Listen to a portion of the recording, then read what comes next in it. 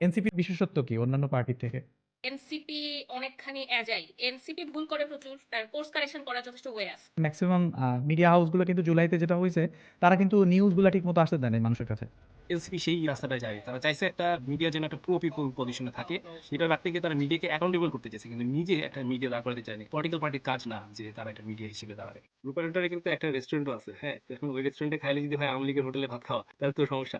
তো এনসিপির পলিটিক্যাল পজিশনিংটা আসলে কোথায়? এবং অনেকে বলছে যে এনসিপির যাবতীয় লোকবল সাপ্লাই দেয় জামাত। জামাত এজ এ পলিটিক্যাল পার্টি ৩০০ আসনের লায়ক এখন হয়ে উঠতে পারে আফটার 50+ ইয়ার্স। এনসিপির সাথে জোট করে জামাতের কি লাভ হইছে? জামাতের তো লাভ অনেক হইছে। কি লাভ? জামাতের একটা সেকুলার ফেসবুক দরকার ছিল। ৭১-এর কাদা গায়ে থেকে সরায় দেওয়ার জন্য। ৭১ এর কালা তো সে যাবে না। মানে জামাতের এনসিপির সাথে জোট করলেও যাবে না।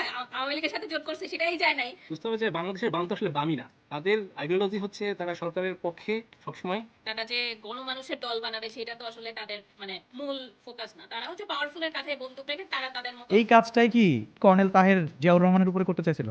এই যে বড় বড় মিডিয়া এগুলো হচ্ছে এস্টাবলিশমেন্ট। এই ফান্ডগুলো আবার বড় বড় মাফিয়া কোম্পানি থেকে ফান্ডগুলো আসে। এনসিপির সবচেয়ে বড় শত্রু এখন কারা? ৫ই আগস্ট যদি আজকে হতো, তাহলে কি অন্য কিছু করতো এনসিপি?